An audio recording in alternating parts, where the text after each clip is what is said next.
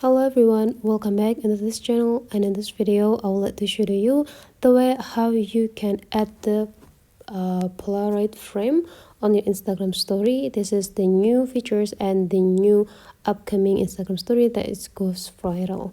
So first you just need to open your Instagram story, or you can also use your favorite idol to be the background of your Instagram story by tap into this share and go click add to your story.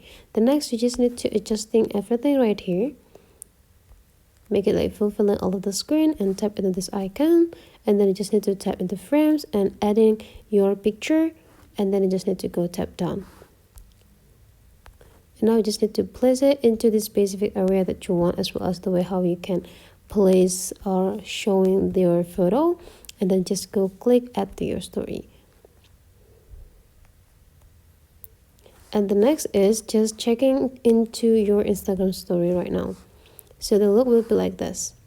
So that's the way how you can add the Polaroid frame on your Instagram story. Hopefully today's tutorial is helping you, and don't forget to turn on the notification section to other tutorial from this channel.